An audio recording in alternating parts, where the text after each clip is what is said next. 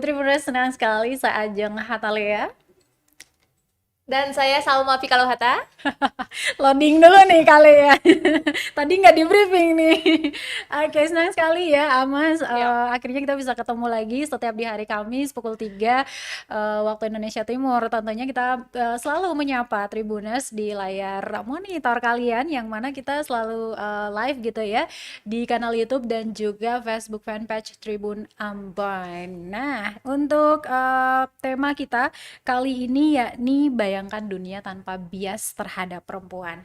Nah, Tribuners, seperti yang kita ketahui bahwa pada 8 Maret 2020 kemarin, 2022 itu diperingati setiap tahunnya sebagai Hari Perempuan Internasional atau International Women's Day. Dan ini pada tahun 2022 ini diangkat tema Break the Bias. Yes. Nah, tema ini kenapa diangkat? Ini untuk mengajak semua pihak di seluruh, bukan cuman perempuan saja, tapi semua pihak untuk bisa sama-sama memotong atau mengurangi yang namanya bias gender, terutama terhadap perempuan, baik itu diskriminasi, stereotip, dan segala macamnya.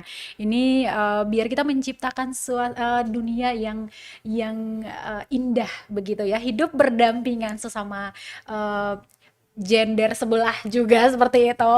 Nah, di kali ini kita akan membahas terkait dengan tema kita, menghadirkan narasumber kita. Terima kasih sebelumnya sudah mau hadir nih di undangan kami, tentunya tribunambon.com. Ya, perkenalkan dulu dong narasumber kami di sini. Beliau merupakan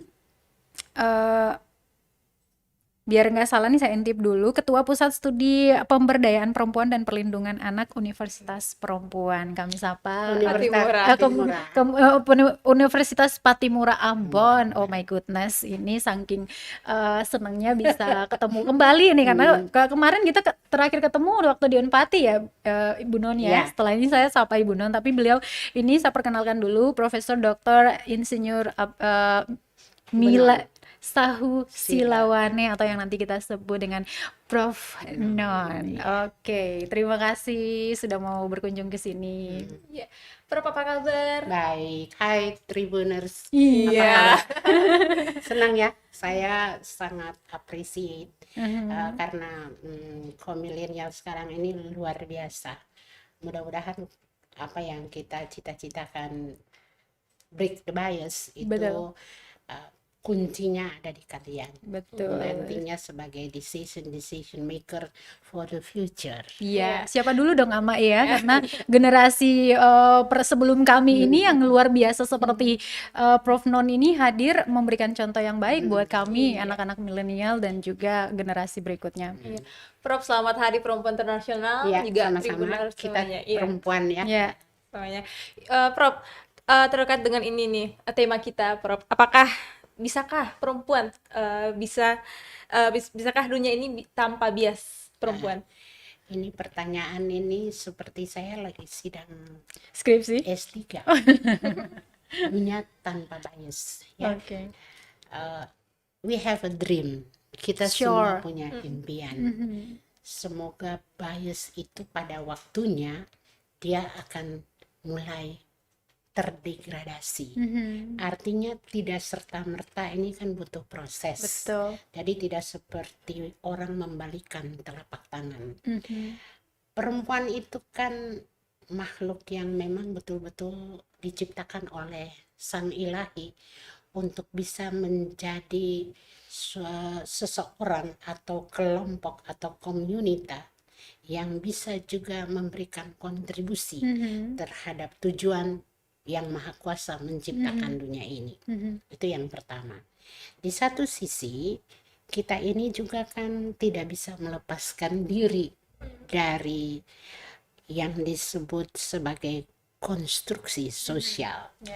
Jadi ada saja diskriminasi, subordinasi, kemudian stereotip, multi burden. Kok banyak banget ya kita perempuan ya. Tapi saya mau bilang bahwa laki-laki itu makhluk paling seksi. Mengapa? Sentralnya itu di laki-laki sebenarnya. Selalu perempuan dianggap sebagai komplementer, pelengkap aja. Ini hasil-hasil penelitian. Maaf, biasanya orang perguruan tinggi ngomong tuh pasti deh Berdasarkan penelitian. Ya, penelitian ya. jadi itu makhluk paling seksi. Jadi kalau ada Mulan Jamila bilang makhluk paling seksi kan nyanyi-nyanyi waktu itu. Iya. Tapi saya bilang laki-laki makhluk Laki-laki. paling seksi. Nanti mengapa? Nanti saya Nanti kasih kita tahu. oke Ya. deh. Baik, lalu kalau tadi disebutin bahwa perempuan ini makhluk ciptaan Tuhan yang sempurna dan dengan Punya segala kontribusi. Ya. bisa berkontribusi untuk perbaikan dunia bahkan generasi baru seperti itu. Lalu kenapa perempuan sepertinya lebih banyak menjadi sasaran atau bias dari gender itu sendiri? Bahkan di penelitian secara internasional itu membuktikan bahwa dari beberapa sektor yang telah diteliti 75 negara yang tergabung di dalamnya, setidaknya ada 90% Iya. baik laki-laki maupun perempuan yang kemudian bias terhadap perempuan itu sendiri. Iya, memang betul yang sesuai dengan yang 95 negara itu ya. Jadi kita berangkat dari sejarah dulu sedikit ya. Boleh. Jadi ketika pada awal-awal abad ke-19 ke belakang, itu perempuan itu di Amerika bahkan di negara-negara Eropa bahkan itu nggak punya hak memilih ataupun hak dipilih. Nah, bisa dibayangkan. Ya. Padahal kalau di Indonesia sendiri kita semua perempuan kan ditempatkan juga pada posisi-posisi yang luar biasa. Kita punya misalnya Laksamana Mahalati, kita punya Martha Christina, kita punya Cut Nyadin, kita punya Ibu Kartini yang Betul. berjuang. Jadi perempuan-perempuan Indonesia ini menurut saya itu tidak kalah dengan yang di luar-luar sana. Nah, kalau ditanyakan tadi adik, bagaimana sih kok masih saja mengalami yang namanya bias? Itu konstruksi sosial. Kemudian ada dikotomi antara laki-laki dan perempuan. Laki-laki ini sekaligus hambatan ya. Kenapa? Laki-laki itu punya mindset dia adalah makhluk di luar rumah. Perempuan itu adalah makhluk di dalam rumah. Nah, ini yang dibilang sektor publik dan sektor domestik. Tetapi ketika perempuan-perempuan ini diberikan kesempatan untuk juga bermain di ranah publik, justru terjadi pergeseran fungsi. Pergeseran fungsi terjadi, tugas dan fungsi juga terjadi. Tetapi sayangnya, pekerjaan dia di sektor domestik itu tidak berkurang. Kerja double, Ya, betul. kerja di publik, Betul. tapi di domestik nggak ada yang bantuin. Tidak ada yang berkurang. Nggak Bahkan, ada. betul. That is bias. That is bias. That is bias. Karena laki-laki menganggap perempuan itu kan makhluk yang diciptakan untuk menolong saya, untuk pendamping saya, untuk complementary saya. Jadi mau tidak mau, suka tidak suka, you harus jalanin. Itu peran dan fungsi.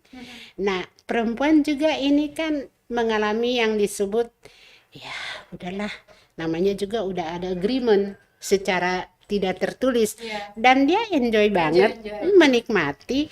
Orang gue cinta kata anak-anak itu sekarang kan. Jadi that is bias, tanda kutip. Orang luar memandang itu bias, tapi coba tanyakan kepada si perempuan, rasa bias enggak kok, biasa-biasa aja. Bahkan ada Itu- juga perempuan yang betul. bilang kodrat sudah takdir. Iya. Sayang, kalau kodrat perempuan itu secara ilmu dan teknologi itu hanya ada 5 sayang. Yang pertama dia mengalami menstruasi, yang kedua dia mengandung, Ya. yang ketiga dia melahirkan, yang keempat dia menyusui, yang kelima dia mengalami menopause. Nah, itu yang dibilang kodrat. Kodrat. Tapi orang suka bilang, kodratnya perempuan tuh kan melayani laki-laki. Enggak, itu yang kodrat yang tadi 5M itu loh. Kalau yang dibilang melayani laki-laki itu dia hanya menjalankan tugas dan fungsi yang dapat dipertukarkan. Betul. Kalau kodrat tidak dapat dipertukarkan. Begitu Nona. Baik. Lalu kalau dari pengamatannya atau mungkin dari studi-studinya itu di Indonesia secara umum dan Provinsi Maluku secara khususnya ini, sektor apa saja sih perempuan itu cenderung mendapatkan bias-bias tadi? Kalau untuk Maluku menurut saya pandangan hasil-hasil penelitian, kalau politik kita oke banget kok. Banyak kita punya perempuan-perempuan perempuan ya. sudah setara. Sayangnya kuota Belum 30% cukup. naik turun. Betul. Tahun 2000 beberapa tahun lalu dapat, sekarang turun lagi. Terus posisi-posisi kunci ada yang dapat. Kita lihat aja Ibu Savitri misalnya, itu politik udah keren tuh kita, bupati pertama perempuan di Maluku. Kita punya pernah wakil gubernur pertama perempuan Ibu Paula Renyaan, dan masih banyak. Yang saya lihat di sini adalah di sektor ekonomi dan pendidikan. Ini hasil penelitian. Mengapa? Dan posisi-posisi kunci lainnya itu terkadang itu laki-laki sering bilang ini, aduh perempuan-perempuan itu mau apa sebenarnya? Nah itu stereotip. Stereotype. Tapi sebenarnya laki-laki harus dirubah back mind-nya.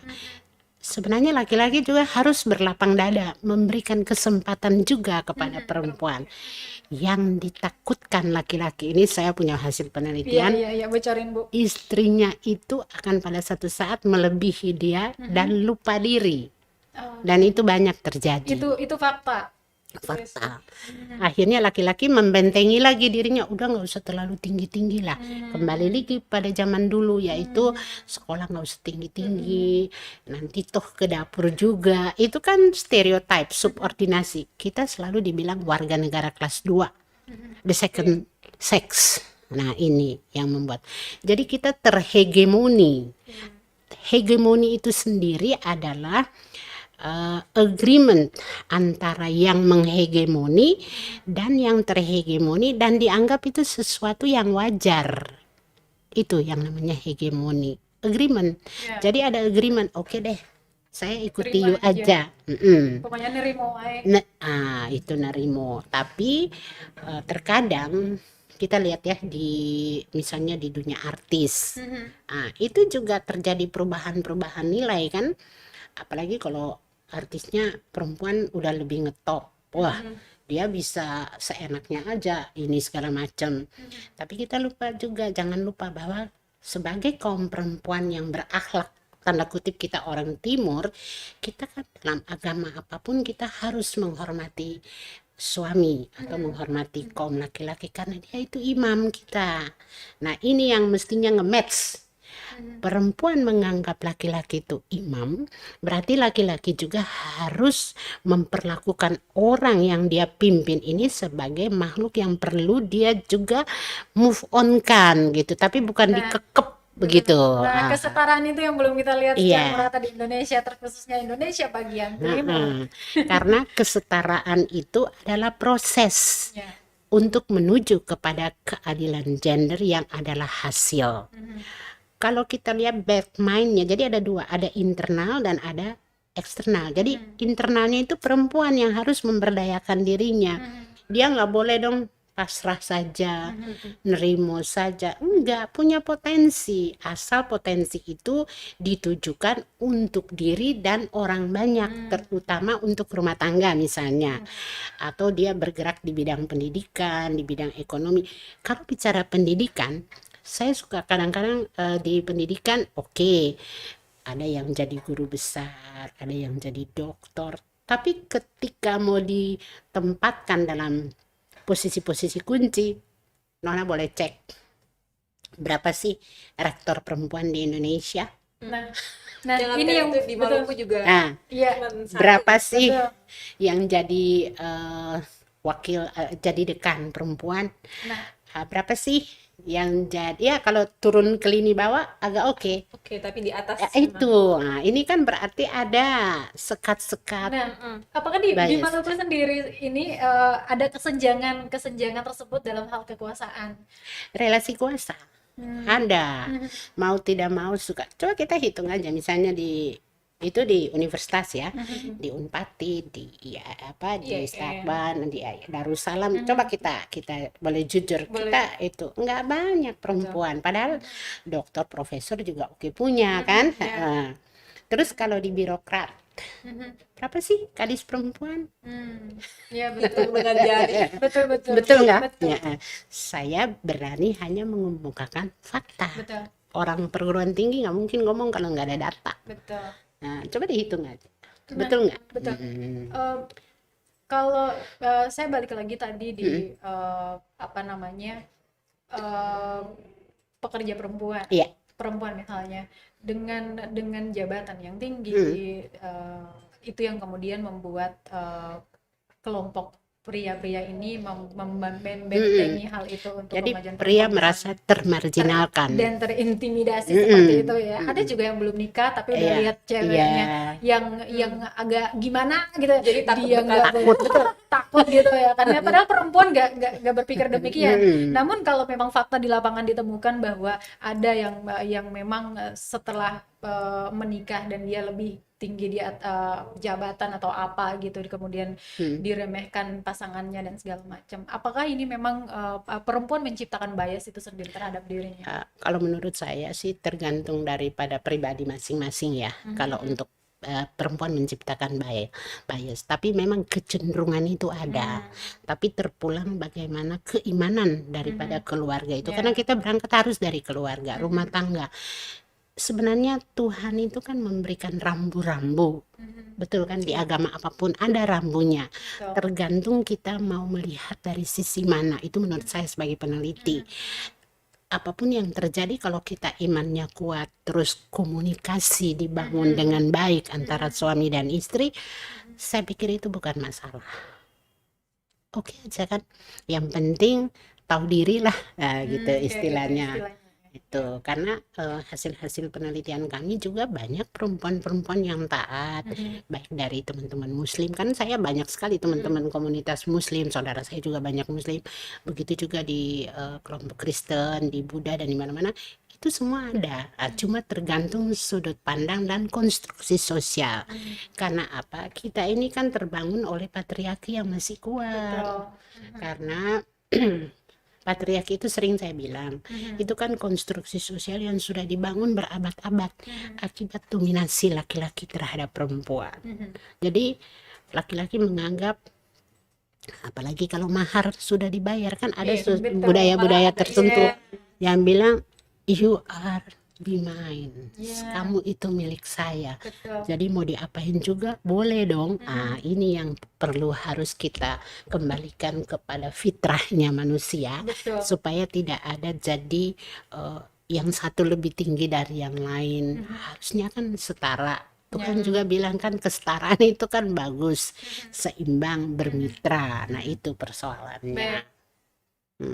Jadi saya mau tanya, pernah nggak sih mengalami diskriminasi? Kan ini gadis-gadis yang punya apa pemikiran ke depannya. Punya, saya juga punya. Punya sih banyak. Oke, Ajeng duluan aja deh. Ini mengalami nggak diskriminasi? Apalagi kerja kan di bidang teknologi gini, kan ada pasti cowok-cowok, sorry ya. Kan mau tahu, padahal sebenarnya teknologi itu kan semua bisa kita belajari, tapi kan ada juga yang sudah dibangun zona aman kamu tuh di sini loh, cuap-cuap aja, nanti yang teknikalnya kita, kameramennya kita, padahal kita juga punya kemampuan untuk melakukan itu, menurut saya. Kalau cuma nenteng kamera yang segede gini masih bisa. Terus nyetel-nyetelnya mungkin kita lebih penuh kelembutan gitu ya. Kita lebih lembut gitu ya. Nah, kalau terkait dengan pengalaman bias atau diskriminasi, baik itu di ruang di lingkungan pekerjaan ataupun masyarakat secara umum, ini saya kemukakan dari pengalaman pribadi ataupun pengalaman rekan-rekan saya ketika di lapangan, terutama kami jurnalis perempuan begitu. Nah, kalau kadang-kadang ketika di lapangan tugas-tugas di lapangan, misalnya harus ngeliput nyebrang laut, misalnya naik gunung, itu biasanya bilang jak ikulai. Nanti galombang, yang pergi lain nanti muntah itu gitu kan. Sudah. Atau misalkan panas atau apa gitu ya. Masih kayak mikirnya tuh kayak kalian perempuan jangan kena panas, jangan kesana karena itu berat sekali, biarlah kami saja. Dan sedihnya lagi ada beberapa saya tidak menyebutkan ini apa, tapi ada juga kami perempuan yang kemudian berpikir bahwa ya udahlah nanti abang aja yang ngambil gambar ya, kayak gitu ya. Jadi kita jadinya kita menciptakan bias itu sendiri buat diri Kita kita yang gitu. menciptakan, jadi Iya. menutup diri gitu. Padahal kalau mau dicoba kita bisa Bisa. begitu. Dan untuk abang-abangku juga, kakandaku juga, jangan memikir, jangan apa ya, memberikan ruang aja buat teman-teman perempuan untuk kalau dia mau nyebrang ya udah kasih dia mau turun di selokan atau apa ngambil gambar Boleh. nggak apa-apa, kita siap kok. Tapi kalau kalian gituin dengan sendirinya dia nggak mampu gitu, kayak gitu. Belum Iya. lagi di apa namanya posisi-posisi tertentu atau karya-karya tertentu yang sepertinya ada gender di sana. Iya. Hanya bisa dilakukan oleh laki-laki dan tidak bisa dilakukan oleh perempuan. Perempuan ya. Jadi istilahnya tuh laki-laki tuh bikin perlindungan. Sebenarnya di balik perlindungan itu ada sesuatu. Udah jangan turun panas-panas, nanti kamu nggak glowing dan sebagainya.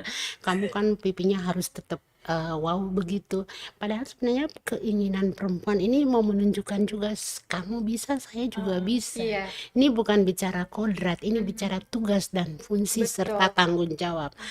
What happen bila aku melakukan itu? Kan bisa saja nanti bisa-bisa dia tanya, ada apa denganmu sampai kamu turun? Ya saya juga perlu menunjukkan jati diri saya kan juga lewat proses-proses pendidikan. Saya juga kan sudah melihat contoh-contoh yang abang-abang saya kasih dong kesempatan. Saya juga harus belajar. Orang berproses itu harus belajar. Hasil kan tidak mungkin mengkhianati proses, dan proses juga tidak mengkhianati hasil. Tapi kalau tidak pernah diberikan kesempatan, kita kan nggak mau instan toh. Ini bukan bikin susu instan lalu jadi, tidak. Harus berproses supaya apa yang adanya tuh move on, kelihatan. Ini loh aku, ini eksplornya aku begini, begitu. Jadi perempuan tuh sebenarnya juga tidak masalah untuk melakukan hal-hal yang bisa dilakukan laki-laki. Kita kan udah punya pilot perempuan, kita sudah punya kapten kapal perempuan, jadi semua bisa. Tergantung ada kesepakatan tidak. Laki-laki ini mau berbagi nggak sih, makhluk paling seksi? Mau berbagi nggak?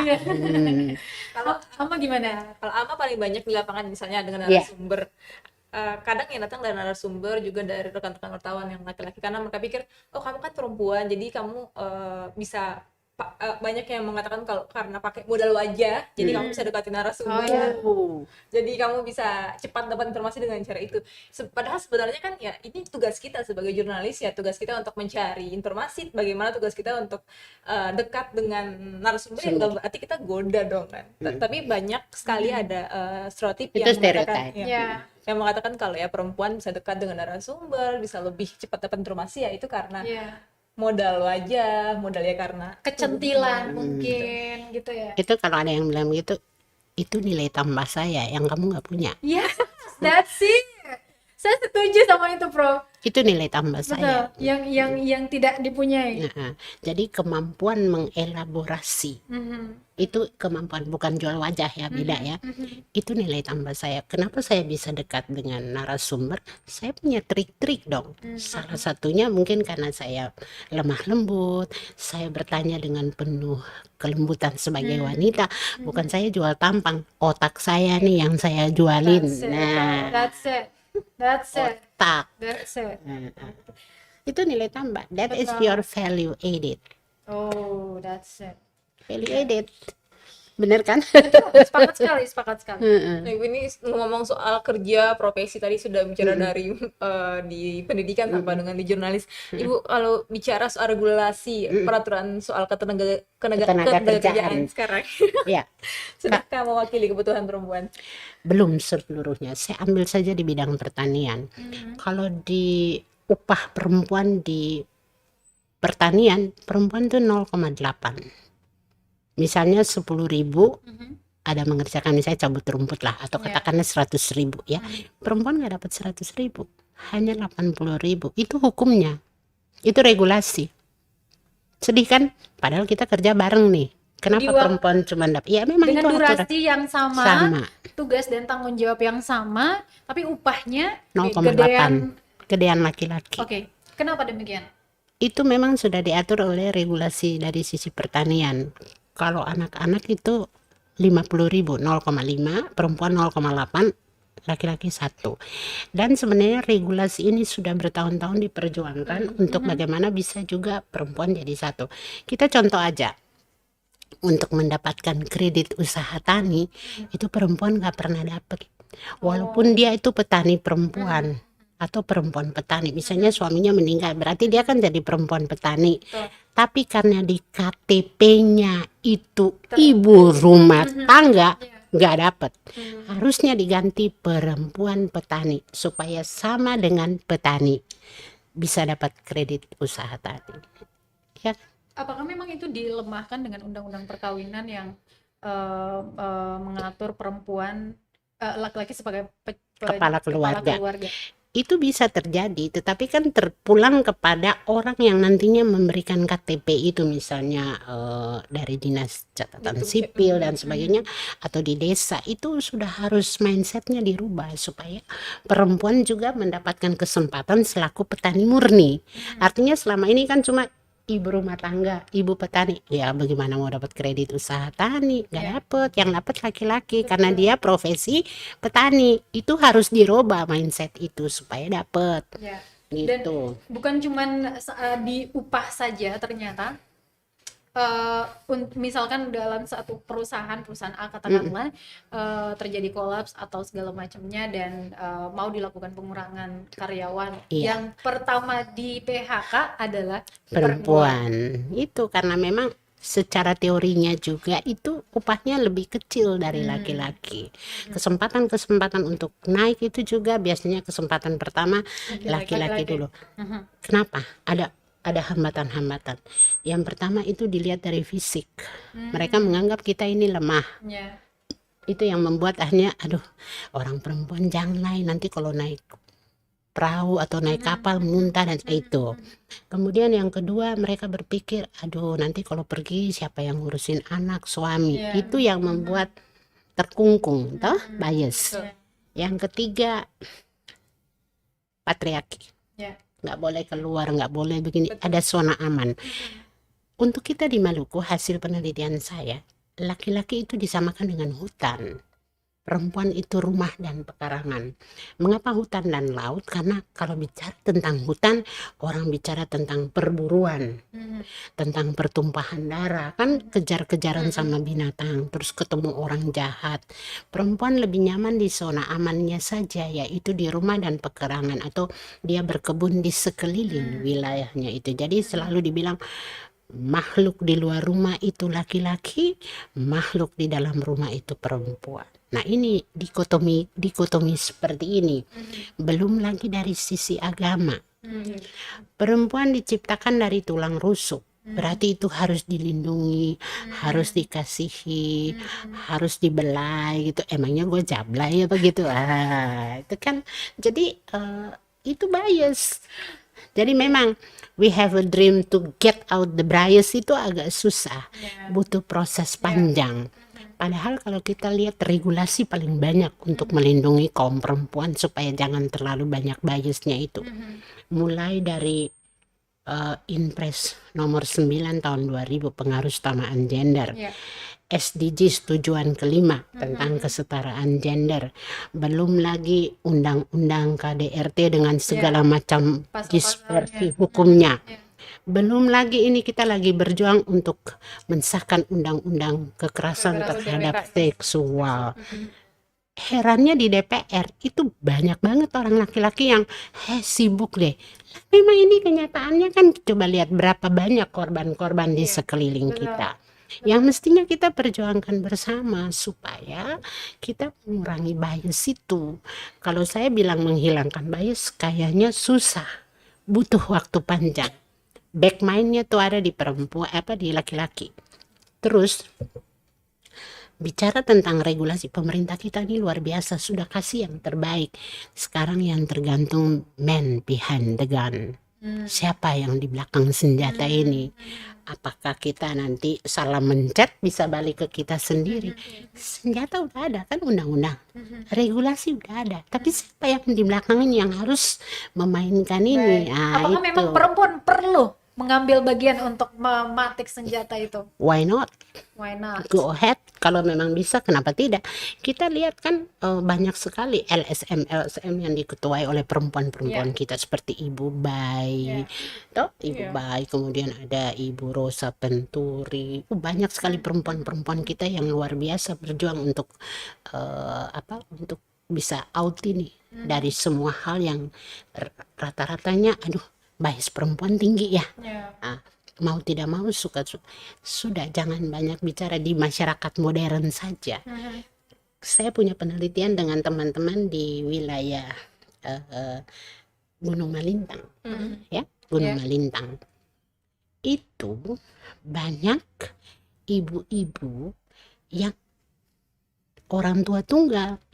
Nah, ini berarti kan suami-suaminya kemana begitu. Nah, ini kan menjadi juga satu PR besar untuk kita perempuan. Anak dilahirkan tapi menjadi tanggung jawab ibu-ibunya. Nah, ini kan juga sesuatu yang sangat memprihatinkan buat kita orang perempuan. Dan hal itu terjadi di mana-mana. Ada banyak. Nah, cuma sayangnya kita juga terbatas ya, tanda kutip, tapi bukan berarti dengan keterbatasan yang kita miliki lalu kita diam. Nggak bisa dong, harus berjuang dengan apa yang kita punya, sedikit demi sedikit, lama-lama jadi bukit katanya. Itu. Nah, Ibu, soal ini nih kan kalau undang-undang kita sudah bagus, kata Ibu, perempuan juga sekarang banyak yang hebat. menyuarakan soal ini kesetaraan di Gender, lingkungan kerja. Lalu sebenarnya masih ada tersisa masalah apa lagi sampai sekarang masih belum bisa diterapkan dengan baik? Itu yang saya bilang tadi, bahwa harus laki-laki merubah back mind-nya.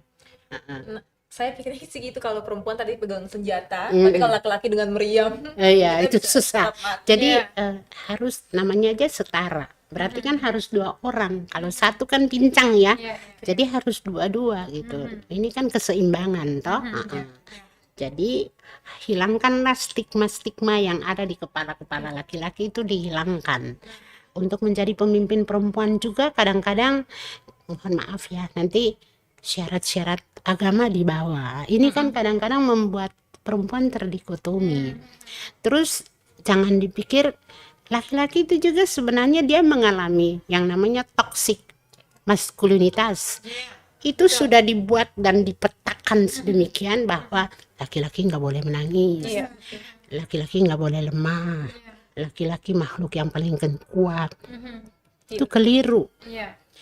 Laki-laki juga makhluk manusia biasa kita sama dengan laki-laki, makanya saya bilang dia tuh seksi gitu.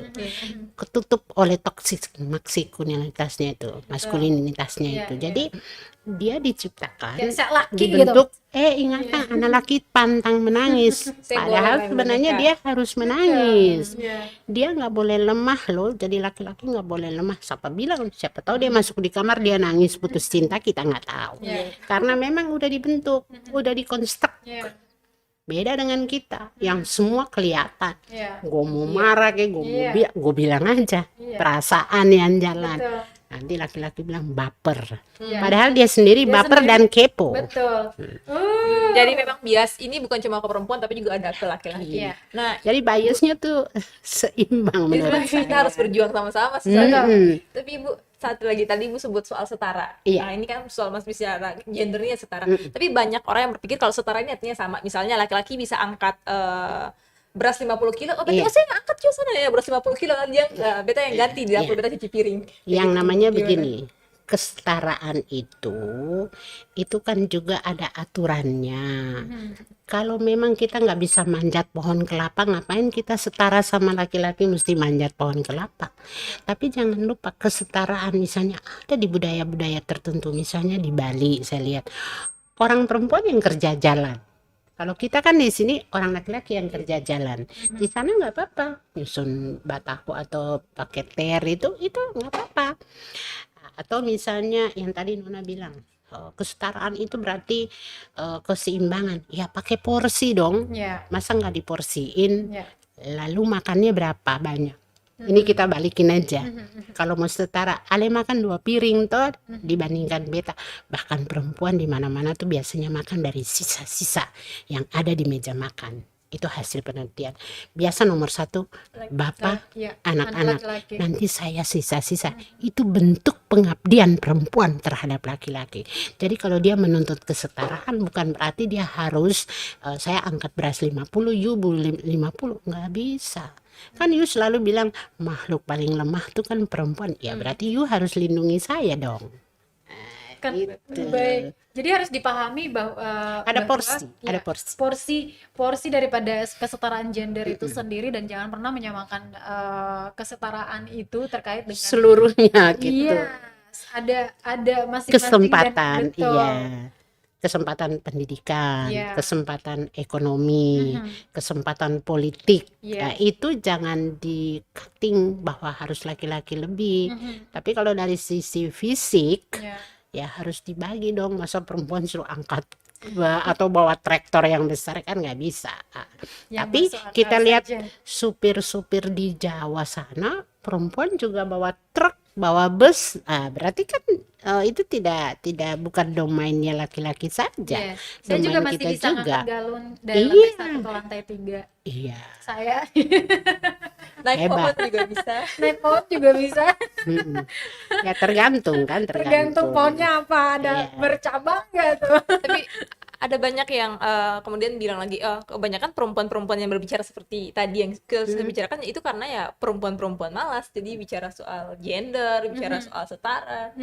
Misalkan kayak perempuan berpikir bahwa ya kalau saya punya uang, saya mau apa namanya, pesan order makanan lewat ojol misalnya, atau ya terus ada dari kaum laki-laki yang ya kalian kan perempuan, kenapa nggak masak kayak gitu. Sementara perempuannya berpikir bahwa ya kesempatannya belum, ini saya masih di kantor kan, daripada gitu ya udah saya pesan, kebetulan ada uang gitu kan, ya udah gitu.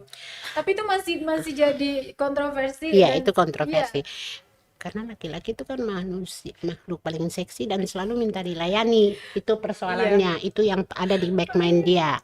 Kalau perempuan kan juga sekarang sudah mulai berpikir praktis.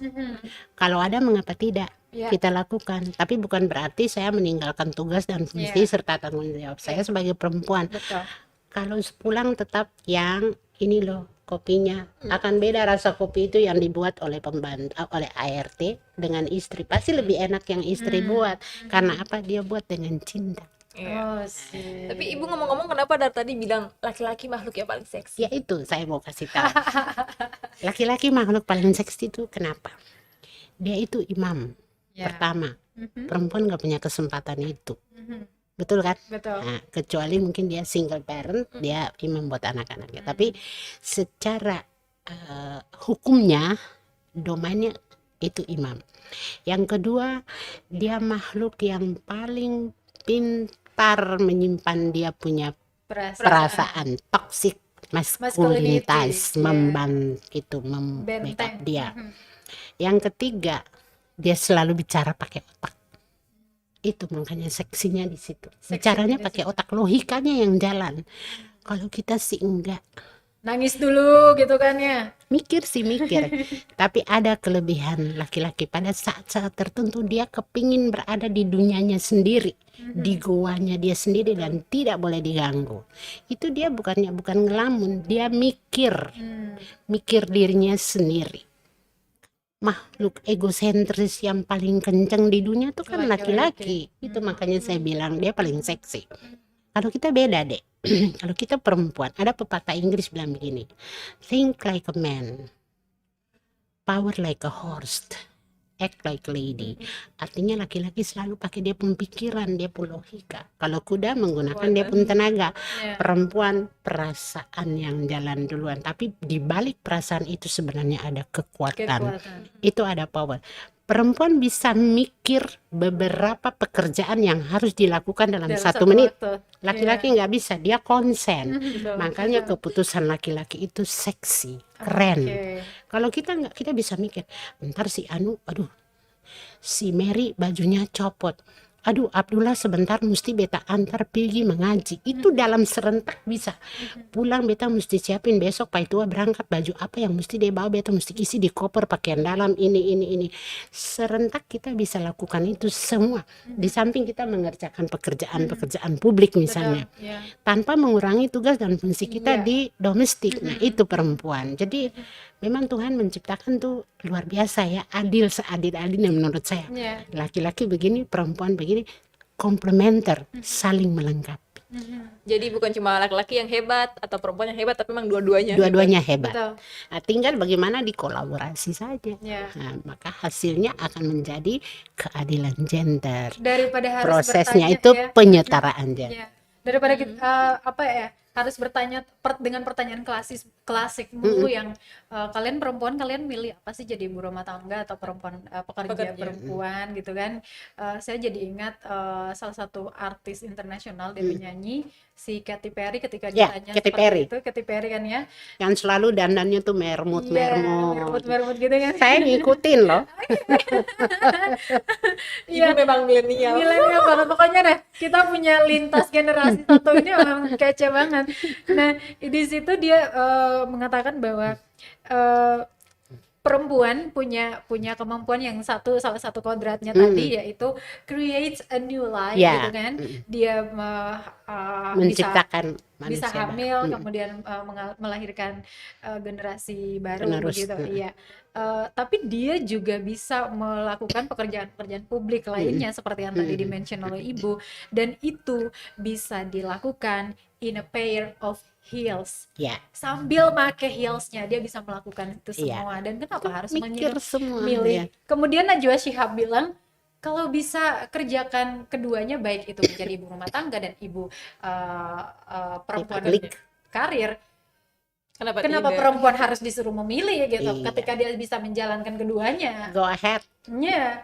Go Yang ahead. penting tadi kembali lagi tadi kan, ya udah diskusi bareng pasangan, udah Komunikasi. mulai harus Iya, dikomunikasikan. itu komunikasi. Betul. Kuncinya komunikasi dan saling memahami satu sama lain, dan harus memandang bahwa tidak ada yang lebih tinggi dari yang satu, tapi Betul. penghormatan itu perlu.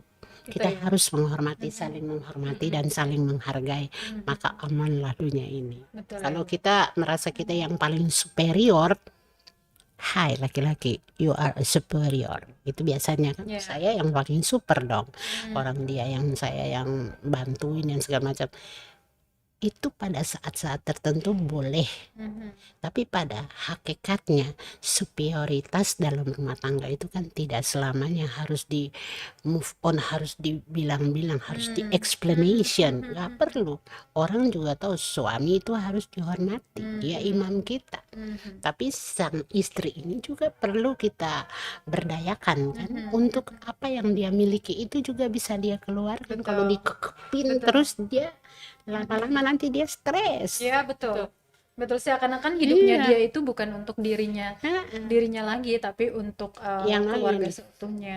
Kalau aja ada pasangan bisa rata berpikir Iya. demikian, bahwa pasangan Aman. saya punya kehidupan sendiri, punya mimpi tersendiri, biarlah dia dengan Didorong hal tuh, itu. didorong, Betul. didorong, dilindungi, ya itu sudah. Jadi kunci komunikasi yang baik, kemudian mindsetnya tuh dirubah. Itu perempuannya juga harus tetap menghormati suami, dia harus tahu diri, jangan mentang-mentang dia sudah punya banyak uang lebih terus suaminya dikerjain, ya berdosa lah. Saya langsung sepintas kepikiran itu, kayak jadi pengen nikah sekarang ini. Nah itu Karena karena sebelumnya nggak pernah kayak, ya udah nggak akan nikah apaan sih nanti. Tapi setelah mendengar ini, kalau misalkan kesetaraan itu bisa kita ciptakan bersama dengan partner kita atau apapun itu, saya rasa banyak perempuan di luar sana yang tidak akan menyerah dengan pernikahan. iya, ada orang mungkin bilang gini, Prof Nun ngomong enak ya, teori. Ya teori kan nanti harus dipraktekin. Praktekin. Kalau nggak dipraktekin gimana kita punya bisa, hasil? betul. Soal nanti sampai di mana bisa jalanin itu bukan masalah.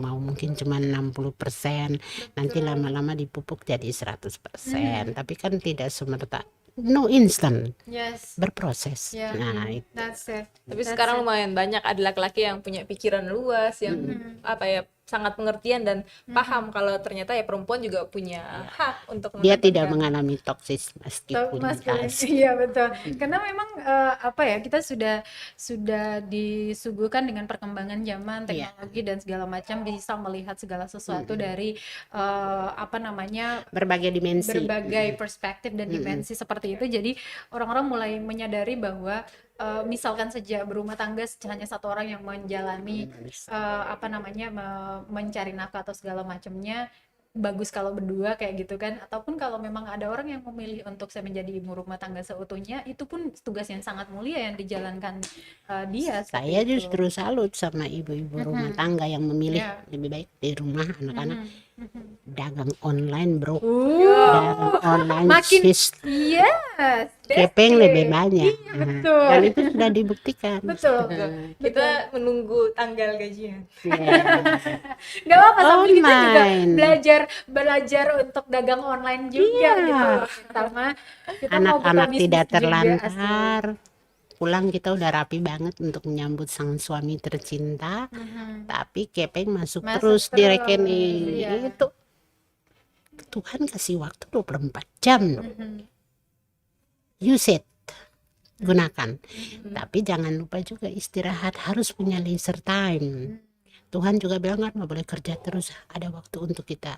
Tuhan kasih waktu, harus ada ibadah. Misalnya di Muslim ada 5 waktu, di kami pun demikian. Iya. Itu, aduh Tuhan itu luar biasa ya. Udah dibikin yang bagus rambut-rambut, tinggal kita mau jalaninnya apa enggak. Nah, itu persoalannya. Ya, ini kita balik lagi di tema International Women's Day, yaitu Break the bias. ini. Kalau dari perspektif Prof Non sendiri, bagaimana kita seharusnya masyarakat Indonesia terutama Provinsi Maluku ini break the bias itself? Iya, iya. Begini, untuk di Maluku kita kan adalah provinsi kepulauan. Kita punya kurang lebih 50 suku bangsa. Kenapa kearifan lokal kita yang bagus-bagus itu kita tidak tingkatkan untuk men-skip itu bias? Artinya ada kesempatan-kesempatan kearifan lokal, perempuan juga boleh kok jadi raja, betul kan? Iya. Nah, kan di Maluku ini ada raja perempuan tuh, berarti itu kearifan lokalnya mendukung. Ada mata rumah perintah. Iya. Mata rumah perintah tuh ada laki-laki, ada perempuan. Itu keren loh. Untuk tidak semua bahwa perempuan nggak boleh, gitu. Iya. Nah, kemudian kasih kesempatan perempuan di Maluku ini kan banyak.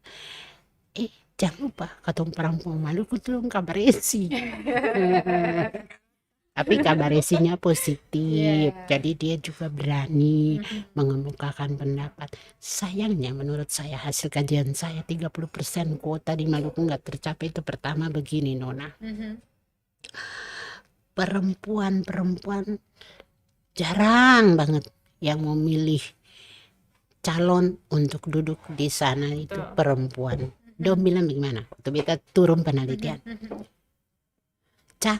kenapa sih yang pilih perempuan? Atau usi, kenapa sih yang pilih ibu itu? Handeke urus rumah tangga setelah bisa mau urus rumah orang banyak begini. Itu yang membuat dikotominya siapa? Perempuan sendiri. Padahal mereka lebih percaya laki-laki. Makanya saya bilang dia tuh seksi kan. Mendapat kepercayaan full dari perempuan untuk duduk di legislatif sana. Terus saya bilang gini, atau usi, Ale lupa sebenarnya kalau Ale pilih perempuan, Ale punya apa yang diinginkan tuh akan dikawal. Karena apa? Perempuanlah yang paling tahu apa yang menjadi kebutuhannya dibandingkan dengan laki-laki.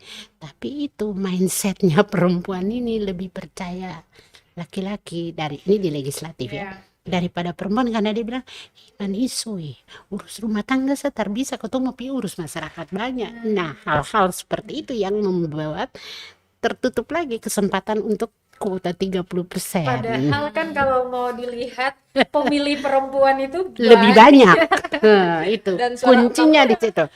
You are smart, Itu saya belum ngomong di situ, Anda sudah tangkap apa yang saya mau Kalau bilang bisa seperti tadi. perempuan pilih perempuan sama pemimpin perempuan banyak Kita perempuan mungkin ya nanti around the ya world. why not ya. Mungkin suatu saat yang jadi pemimpin kita perempuan karena pemilih perempuan yang paling banyak. Kalau Betul. semua rame-rame pilih perempuan toh baku taruh jumlah perempuan yang laki-laki katanya lebih banyak pemilih toh katanya apa, tapi cuma karena itu. Namun satu lagi Prof, Betul kan sayang? Mbak, ini soal kedudukan perempuan di politik seperti itu.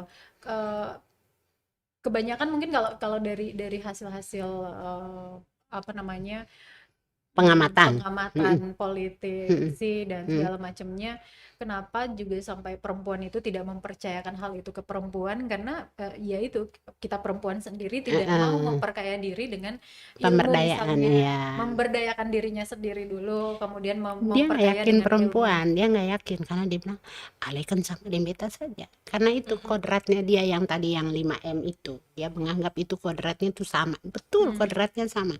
Tapi dia lupa kan taraf pemikiran kan berbeda.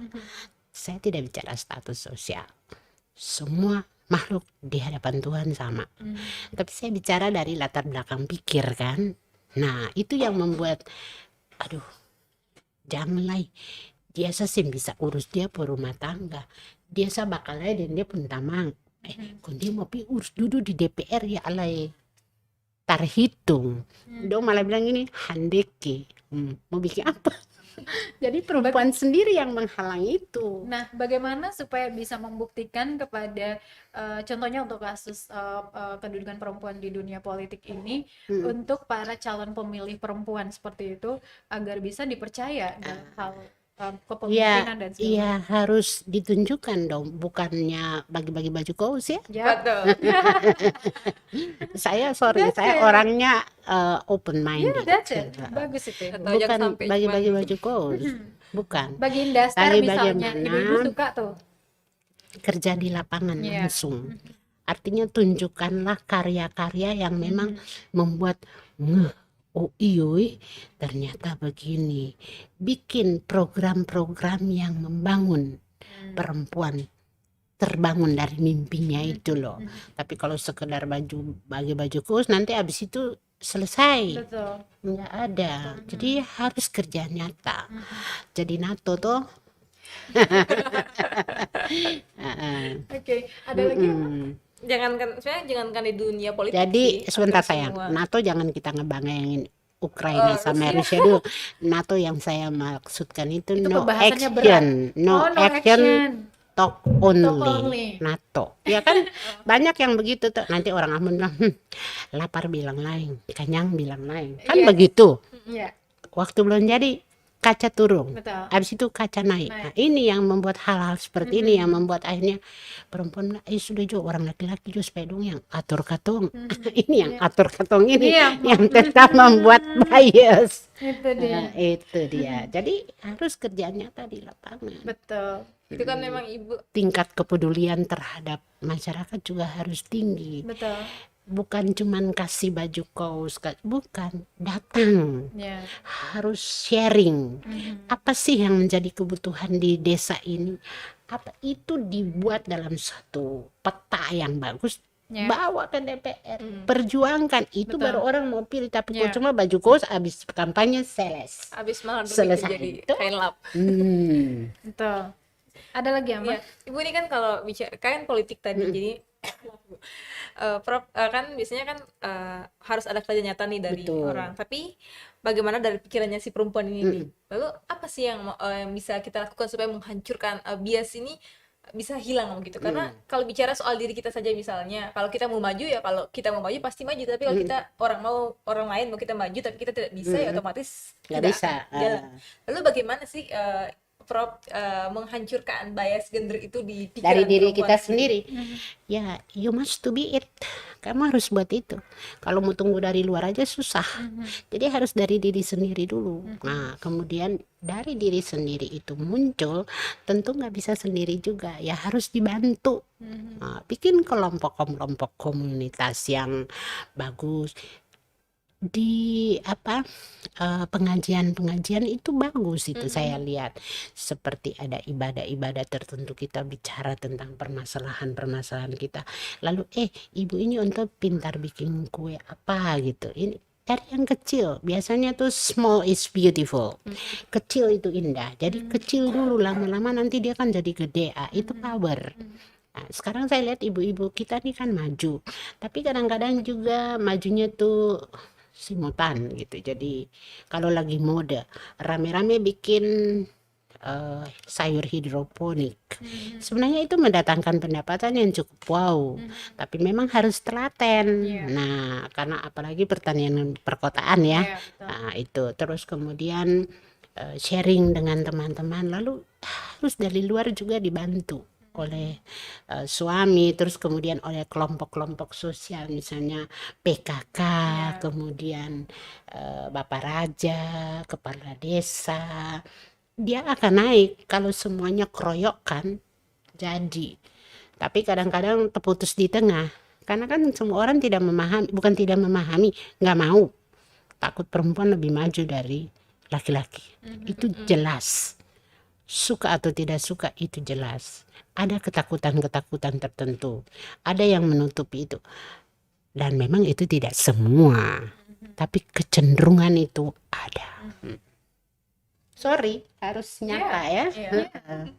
Tuh. Intinya kembali ke tadi, kalau sebenarnya jangan mau cuma laki-laki saja yang Iya. hebat, perempuan juga Makanya saya bisa. bilang kan harus selaras. Iya. Selaras ya. Jadi bukan saja setara, tapi selaras. Selaras, serasi, setara. Jadi kan tiga ini jalan kan. Sorry, ini misalnya kita bikin tungku toh, kalau dua kan pasti dia bergoyang. Iya. Tapi kalau tiga,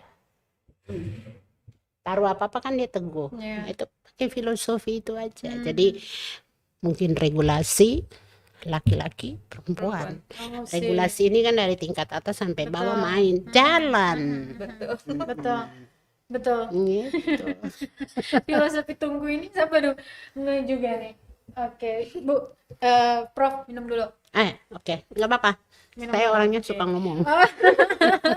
Ini kalau sama Prof Nun kita nggak bakalan selesai-selesai. Padahal ini udah 1 jam ini. Iya, apa. Oke, ya tadi kita sudah bahas banyak sekali terkait dengan bias, kemudian yang dialami oleh perempuan-perempuan di Indonesia hingga provinsi Maluku ini. Lalu bagaimana? Apakah kesetaraan gender ini penting ada di tengah-tengah masyarakat? Bagi saya tuh harus mutlak hukumnya, wajib hukumnya. Kalau tidak ada kesetaraan gender pasti pincang. Sebenarnya ini kan istilah saja, kesetaraan gender. Tapi sebenarnya itu dari dulu kan ada, itu terbangun pelan-pelan. Dan kita sebagai perempuan, kalau tadi laki-laki paling seksi, makhluk paling seksi, kita justru adalah perempuan-perempuan yang melahirkan nabi. Betul? Betul. Melahirkan presiden, melahirkan gubernur, melahirkan doktor, melahirkan profesor, melahirkan rektor. Kita yang melahirkan, jadi kita itu is the best. Perempuan is the best, laki-laki makhluk paling seksi. Oke, so we are the best. Iya, kan kita yang melahirkan. Iya. Nggak ada kan dibilang laki-laki melahirkan nabi, nggak, kita perempuan yang Kita melahirkan. perempuan ya. Ya, Baik. tapi sumbangan laki-laki nggak boleh diabaikan. Kita ngomong apa adanya. Yes. Itu serasi, Dari sana selaras, juga setara. gitu kan. Iya. Baik. Ada lagi Ama? Nah Ibu, ini soal kan banyak juga terkait dengan perjuangan perempuan untuk kesetaraan Kesetaraan gender. ini. Itu SDGs nomor 5, tujuan kelima, kesetaraan gender. Nah, ini kan apa ya? Kalau semua lingkungan sudah mendukung, tapi bahkan ada kalanya ada sesama perempuan justru yang tidak suka melihat ada perempuan lainnya lain. yang lebih baik dari dia gitu, Prof. Itu gimana Ibu seharusnya? Sebenarnya perempuan-perempuan seperti ini kita nggak boleh justru meninggalkan dia ya, kasihan dia belum ngeh, menurut saya dia belum nyadar siapa dirinya. Justru kita yang sudah lebih sedikit dari dia itu mengambil dia, mengajak, jangan ditinggalkan, kan kasihan nanti dia tersisih ya, dia terbias gitu. Jadi kita justru harus merangkul dia Ya. untuk memperkenalkan, itu sebenarnya punya potensi loh. Saya paling suka tuh lihat orang-orang yang jualan-jualan online itu punya kata-kata mutiara, wow gitu. Ya, jangan mikir kalau mau berdagang harus ketika punya uang, jangan ketika tidak punya uang baru berdagang. Itu kan filosofinya bagus. Nah, jadi apa yang kita punya juga kita harus berbagi. Ini persoalannya berbagi juga. Kalau kita tidak berbagi kan kasihan dia yang merasa orang bilang cemburu, tapi sebenarnya bukan cemburu, dia belum tahu aja. Sebenarnya dia juga punya potensi. Tuhan menciptakan semua manusia masing-masing punya talent. Nggak ada yang nggak punya talenta ya. Tergantung dari kita masing-masing, mau nggak kita memperlabakan talenta-talenta yang diberikan itu.